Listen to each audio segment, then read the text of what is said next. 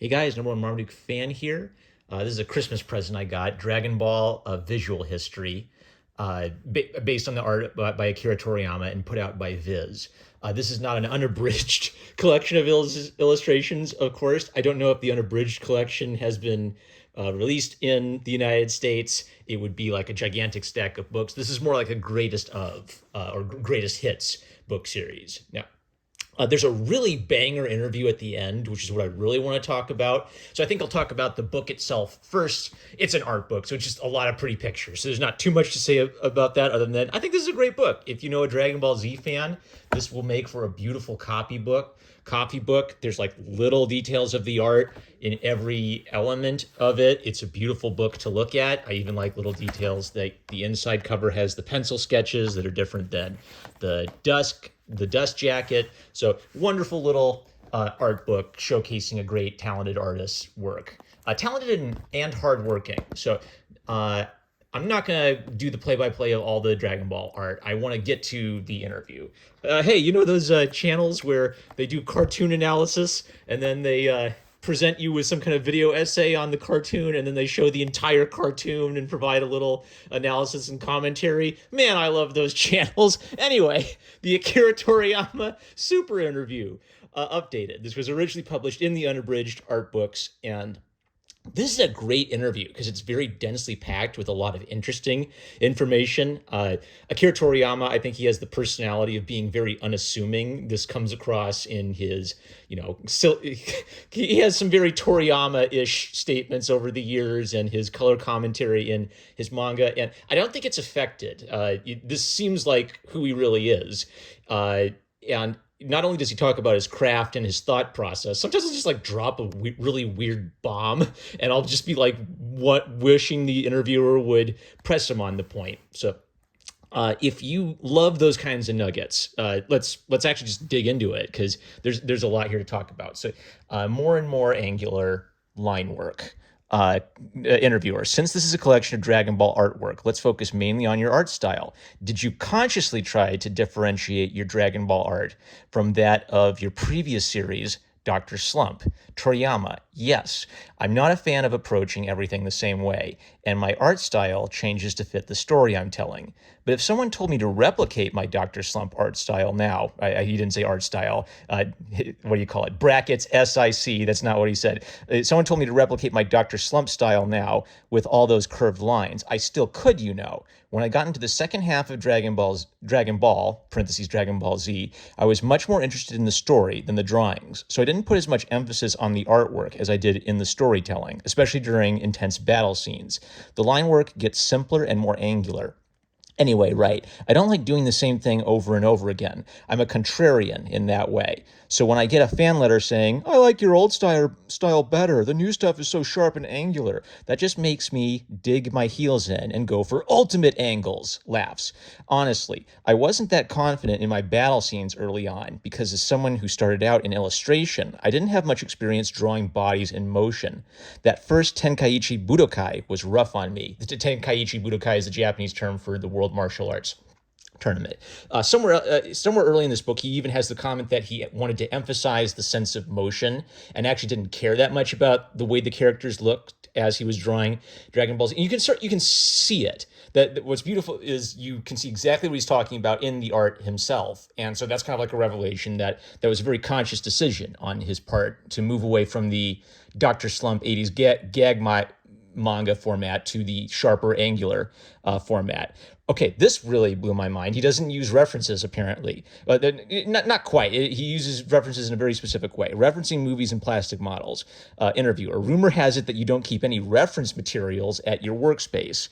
So what did you reference when drawing those early battle scenes? Toriyama. How did I do it, I wonder? Since I hate having to peek at other manga artists for hints, laughed. It must be that all those old movies stuck in my brain enough that I could make use of them. Yeah, movies are my biggest inspiration. I've always loved movies. Interviewer, do you still watch a lot of movies? Toriyama.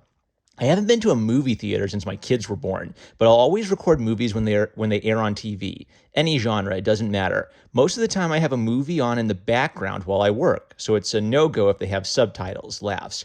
If a scene sounds interesting, I'll pause my work and actually glance up at the screen.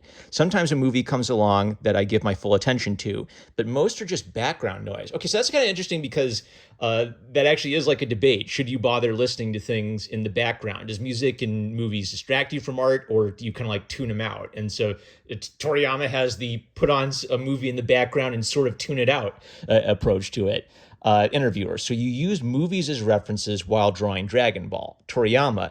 That was never the intention while watching them, really. Plots and writing were never useful. It was more about how to portray certain things, like explosions, for example. It's never just a big kaboom. First, you have a flash of light, and then the boom follows after. So that's kind of interesting. He's taking just little bits and pieces of things. And I did see somewhere, I think Toriyama once said he played a video game. It was whatever the Japanese name for Kung Fu was, and that idea somewhat tied into the Red Ribbon Army arc, but it's usually just like one little bit and piece of something that he latches on to.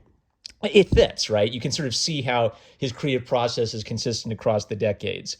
Interviewer, explosions like that show up a lot in your fight scenes. Toriyama, I also referenced Jackie Chan movies for giving a fight the right rhythm. The other time I used references is when drawing cars and planes and stuff.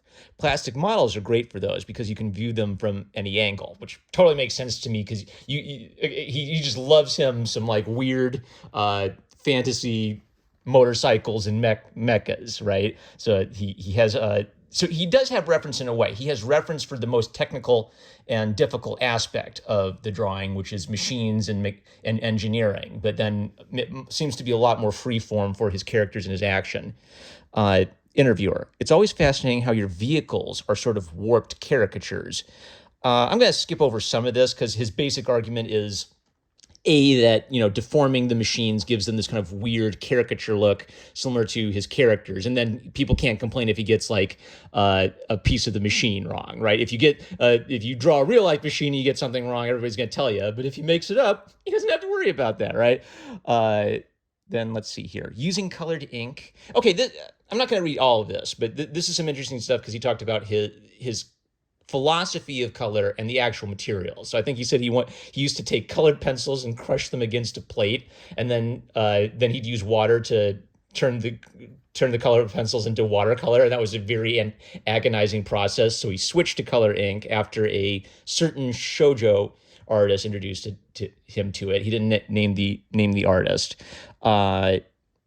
What's your favorite color? Green, true Italian green, or yellow, maybe orange. Yellow and orange, hence the chosen color for Goku's trademark training outfit. Toriyama, that wasn't because I liked the color, though. Rather, that was the color of Chinese monks' doji in real life. It's considered an auspicious color in China. In a later interview, he comments that he got annoyed when the anime gave Goku a red-orange goji instead of the bright orange goji. You can see it in his own color style. He's leaning more towards yellow-orange than red-orange. What's coming up with new characters? Okay, when coming up with new characters, do you start with their personality and role in the story, or the visual design? And then Toriyama doesn't quite answer the question the way the interviewer is expecting. First plot and role, then personality, then visuals come last. That's my approach, I guess.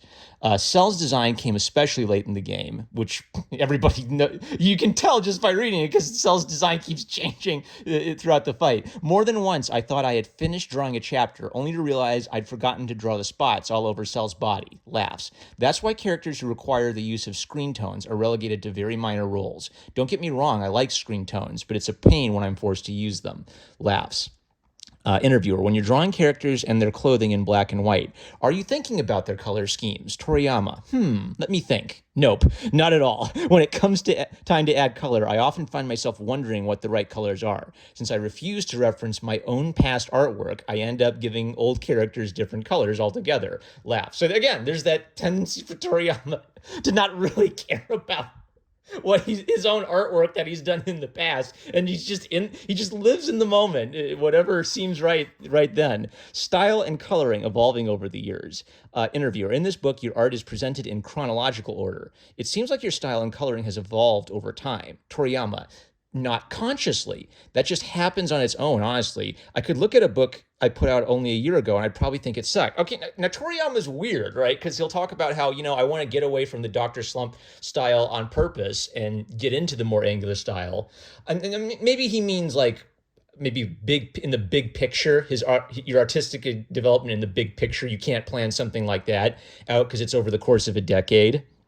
And then they kind of like clarify, like from a year ago, you still hate. He hates his art. Sometimes he hates his art. And he talks very openly about how he sometimes hates his art. Like he loves it. Does he love it or does he hate it? He's a very real guy, Toriyama, in some ways.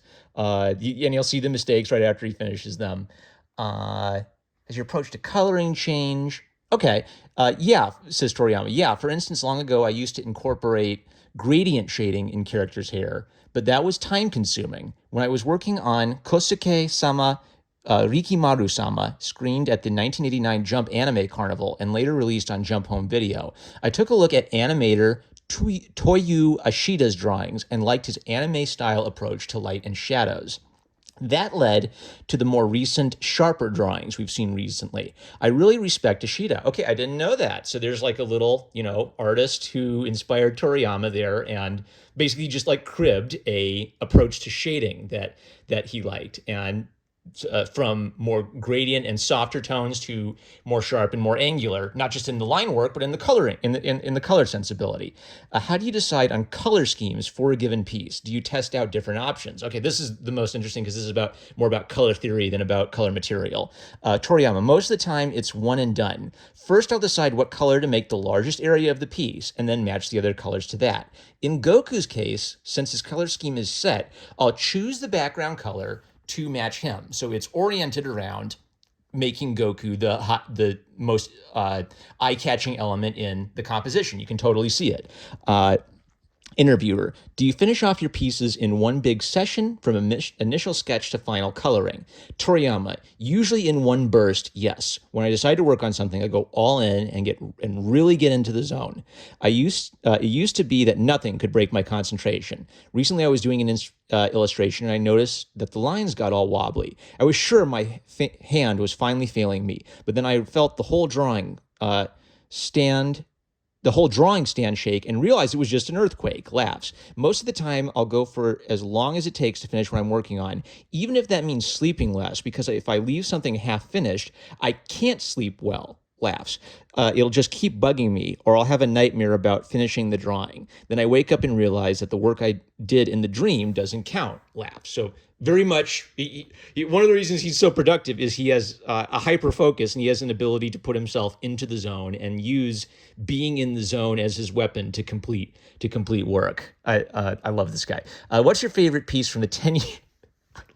What's your favorite piece from the 10-year run of Dragon Ball? The one where Goku and Gohan are riding a Harley with legs, shown below. That's the only piece I like. This is at the end of an art. Yeah, I don't know about this whole book, guys. I don't know. I like this one. The only piece after 10 whole years, Toriyama, from what I can recall, yes, it's the only one where I really nailed the colors and composition.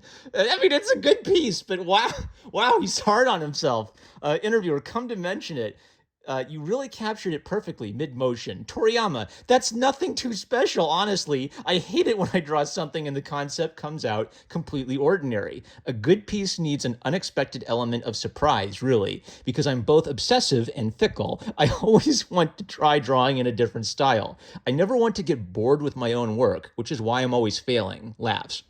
That's why I end up with work I don't like, but that sort of self-reflection also leads to progress. So I'm always sure to do it. Laughs. So, okay, this is what I'm talking about, like almost like Freudian slips. Like sometimes he'll talk about like how he doesn't like drawing that much. So does he love it or does he hate it?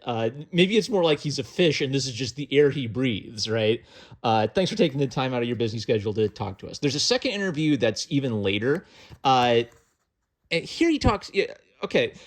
They cover some similar ground to the old interview, so I'm not going to read all of it, but there are some interesting little points. So he'll talk about how he wanted a more simplified design sensibility for the characters in Dragon Ball because Dr. Slump was more about he calls it a style. He called Dr. Slump a stylish gag manga, and he wanted action to be the emphasis of Goku. So he even gave Goku simple eyes like you'd usually give to a background character. Now, at some point, he says, even now, I don't find working with Dragon Ball's motifs to be especially fun. As a result, I could take it down a few notches and focus my energy on the plot and action. So, okay, it's almost like he's saying he doesn't like drawing Goku and Bulma, but I think the idea is because Goku and Bulma are simple, that means that he doesn't have to worry that much about drawing them right. He can emphasize his thought on the action. So his design sensibility fits with his goal for the story. He mentions that the editors didn't like the idea of aging up Goku, and his reason for that was it was kind of hard to get someone with Goku's stubby proportions doing proper fight scenes. So that means he stood up to his editors on that point, at least. Famously, sometimes his editors would make him redesign a character, but he pushed through the Goku redesign, and now he can put Goku on a motorcycle, and he loves motorcycles. It all connects. Every element of Akira Toriyama's weird artistic creative sensibilities connects to the other aspects of it. How do you decide on the color schemes? Okay, he talks a little bit about how, he restates the point about the inspiration for Goku's outfit, but he likes every character to have I'll just read it because I was always a little miffed that the anime made them look more red, meaning Goku's outfit, than orange. I gave Great Demon King, King Piccolo, Frieza, Cell, and Buu weird color schemes because, simply put, it's easier to demonstrate a character's unique aspects when you've got that variety in place. They all stand out from one another. Full of harsh battles. Okay, he talks a little bit about the process of working on color paper and how using color paper will give a composition some color unity because the color of the paper itself connects to everything. Okay, trying new things with Dragon Ball GT. The new anime series Dragon Ball GT began in 1995, and you helped out a bit. When drawing the future Goku, Pan, and Trunks, did you take note on any design elements in particular? Toriyama. This was right after the serialization ended, so I don't remember being particularly enthusiastic about participating. I worked hard on the design docs they asked for, of course, but the supposed merits of using that colored paper wasn't worth the effort. It just looks like I colored the old-fashioned way. What? Just like, yeah, I didn't like working on Dragon Ball GT that much, but, I worked hard. Okay. He's so real. Like, no filter.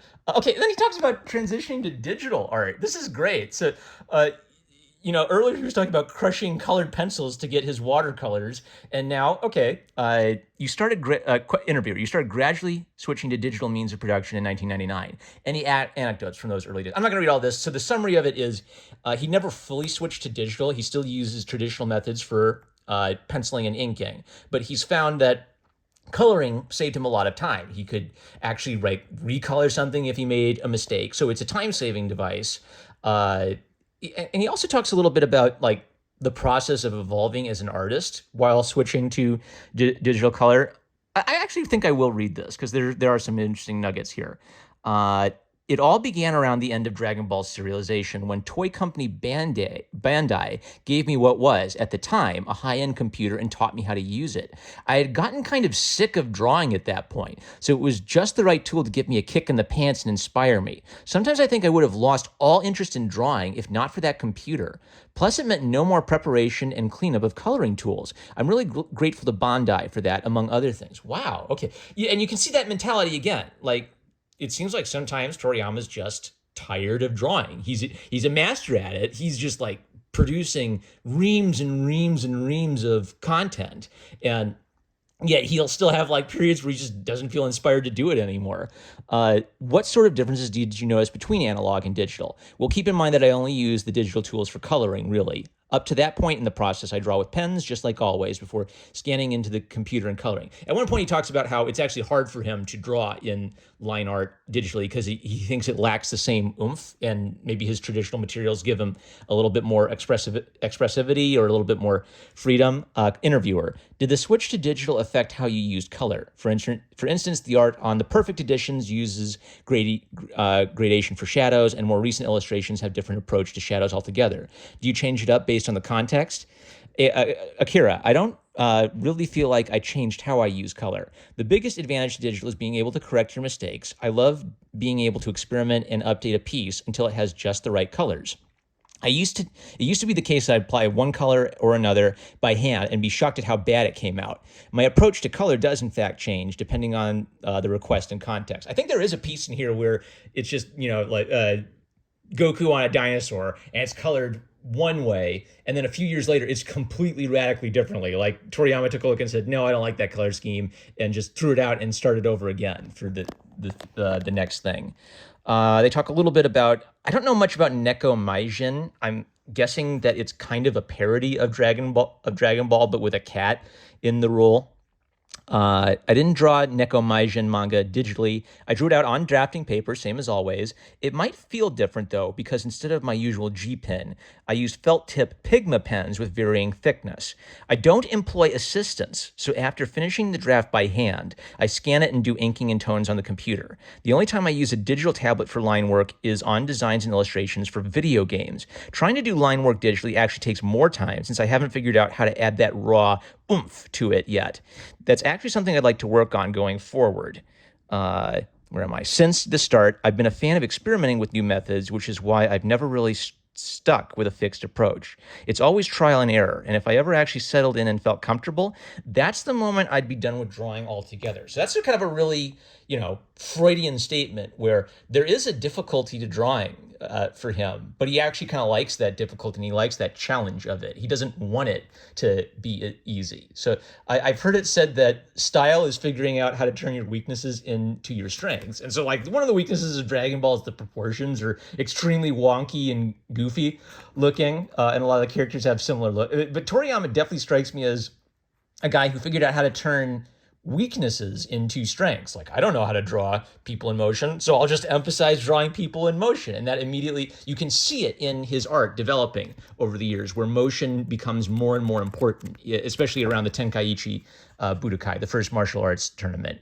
Full roster visual for the new movie. In 2013, they had you draw those characters fresh for the new movie. How did it feel drawing so many of these characters for the first time in a long while? I hate drawing as much as ever, laughs. That said, I had fun sketching out designs for the new characters and everyone's clothes and hairstyles. So he's a really interesting guy, right? Now, how much of this could be like an affected, personality for the manga interviews and for the TV shows and stuff, and how much of it is him? And I really think it's him. Because this is even how he portrays himself, like in his little cartoon versions of himself. He'll draw like his little robot cartoon version of himself smoking a cigarette and joke about how lazy he is. Now, he obviously isn't lazy, but that's sort of how he perceives himself as an artist while he's banging out like absolute book after book after book over a tight period of time. So what a great. Let me say something a little bit about just what I think of. It's Dragon Ball, right? Goku's probably one of the most famous characters of all time. I did not like Dragon Ball Z as a kid. So when I finally caught on to it, I think when it was DBZ Abridged. DBZ Abridged came out. My friends were all talking about it. I didn't understand the reference, so I said, "Well, this looks kind of funny, but I actually gotta go read the thing it's based on." And so I started with Dragon Ball, and I was so charmed by Dragon Ball, which means my experience with Goku is different from a lot of people my own age. For most people my own age, Dragon Ball Z came first, and they only heard about Dragon Ball later. I thought Dragon Ball Z looked stupid as a kid. So without nostalgia, I just fell in love with his world. And I even, when I read it as an adult, I could even see it as little me would have seen it. So it was, for me, that was a very special experience. And I instantly understood why this character is famous. You can connect with him so easily because he's so simple. And you can one of the reasons I especially love Dragon Ball is you can see the evolution kind of like with every chapter, he's taking another step up, taking another step up. And the Dragon Ball Z, I know that it's all called Dragon Ball in Japan, but just for the sake of clarity, when the Dragon Ball Z arc starts with Raditz arrival, it's another step up and another change in direction and tone and style of how action works. So constant reinvention, which is how Akira Toriyama talks about his artistic style. It has a direct parallel in the work where Goku is constantly reinventing himself, and the style of the world is constantly reinventing itself with the introduction of every new villain. So what great little book. If you know a Dragon Ball fan in your life, this would make for a great birthday or a great Christmas present. What a great interview. It had everything I look for in an artistic interview. And look, we're not pirates. We provided in-depth insight and color commentary on it. So definitely pick this one up. I'm number one Marmaduke fan. I love you guys. Catch you later.